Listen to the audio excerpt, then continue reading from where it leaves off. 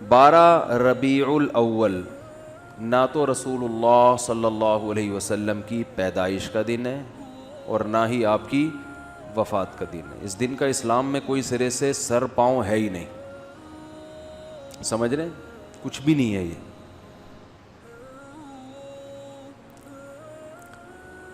کیوں نہیں ہے؟ اتنے لوگ مناتے ہیں, اتنے لوگ کرتے ہیں.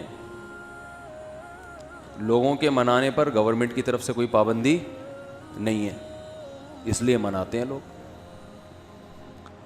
اتنے سارے علماء کی تقریریں آتی ہیں اس دن کی فضیلت پر, تو وہ اس لیے آتی ہیں کہ تقریروں پر بھی گورنمنٹ کی طرف سے کوئی پابندی, بولو بھائی, نہیں.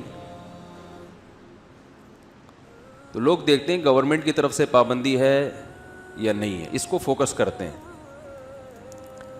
شریعت کیا کہتی ہے یہ تو وہی فالو کرے گا نا جو شریعت کو فالو کر رہا ہو, جو دیکھتا ہو کہ قرآن و سنت کیا کہتے ہیں. ائمہ مجتہدین جن کی قرآن و سنت پہ گہری گرفت تھی وہ کیا کہتے ہیں, وہ اخپل طریقے سے اسلام کو پیش, بولو بھائی, نہیں کرے گا.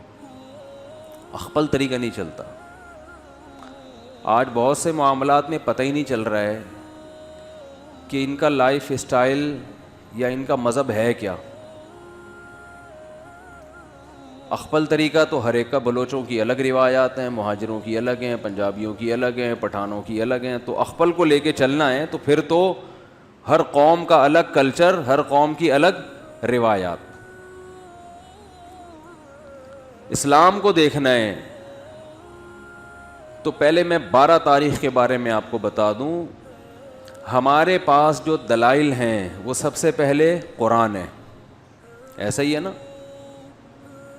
الحمد سے لے کے والناس تک پورے قرآن میں کہیں بھی نہیں لکھا ہوا کہ نبی صلی اللہ علیہ وسلم 12 تاریخ کو پیدا ہوئے تھے. آپ کہہ سکتے ہیں تو بہت سی چیزیں نہیں لکھی, تو چلو جو نہیں لکھی وہ پھر حدیث میں آتی ہیں. احادیث ہم دیکھتے ہیں تو کوئی ایک صحیح روایت بھی, صحیح حدیث بھی اس بارے میں نہیں ہے کہ آپ صلی اللہ علیہ وسلم 12 ربیع الاول کو پیدا ہوئے. آپ کو معلوم ہے آج کل انگریزی تاریخوں سے عربی تاریخ اور عربی سے انگریزی نکالنا آسان ہے یا نہیں؟ آپ اپنی ڈیٹ آف برتھ لکھیں, گوگل سے پوچھیں کہ جس دن میں پیدا ہوا اس دن اسلامی تاریخ کیا تھی, گوگل بتائے گا کہ نہیں بتائے گا؟ گوگل بتا دے گا بھئی یہ بن رہی ہے. ایک دن کا فرق اس میں ہو سکتا ہے 29 اور 30 کی بیس پہ, یا مفتی منیب صاحب کی وجہ سے یا پشاور کی وجہ سے ایک آدھ دن کا فرق, بولو بھائی, ہو سکتا ہے, اس سے زیادہ نہیں ہوگا. اتنی بات پر پوری امت کا اجماع ہے, صحیح احادیث سے ثابت ہے کہ آپ صلی اللہ علیہ وسلم ربیع الاول میں پیدا ہوئے اور پیر کے دن پیدا ہوئے. اب میں ریاضی کی کیلکولیشن میں جاؤں گا تو بہت لمبا ٹائم ہو جائے گا, تو ریاضی دان سے پوچھ لیں آپ. تو جس سال آپ صلی اللہ علیہ وسلم کی پیدائش ہوئی وہ آپ کی وفات سے 63 سال پہلے تھا. راجح قول کے مطابق 63 سال کی عمر میں آپ صلی اللہ علیہ وسلم کا انتقال ہوا. اور اس سے پچھلے سال آپ نے جو حج کیا وہ حج جمعے کا دن تھا, تو جمعے کے دن 9 ذی الحجہ, اور اس سے اگلے سال آپ صلی اللہ علیہ وسلم کی وفات ہوئی ربیع الاول میں. تو کیلکولیشن کرنا آسان ہو گیا کہ نہیں ہو گیا؟ تو کیلکولیٹ کر کے دیکھیں گے اور 62 سال پیچھے جائیں گے تو کیلکولیشن کے حساب سے 12 تاریخ پیر کے دن, بولو بھائی, نہیں بیٹھ رہی.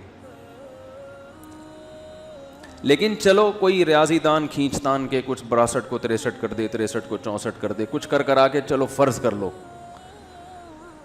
کہ بھئی امکان تھا. تو ہم تو سب سے پہلے کسی بھی واقعہ کے لیے مورخین کو فوکس کرتے ہیں یا حدیث کو. ہسٹری سے جس چیز کا تعلق ہے وہ یا تو حدیث میں ہوگی یا تاریخ دان بیان کریں گے. تو مورخین کی رائے میں اچھا خاصا اختلاف ہے, تھوڑا بہت نہیں.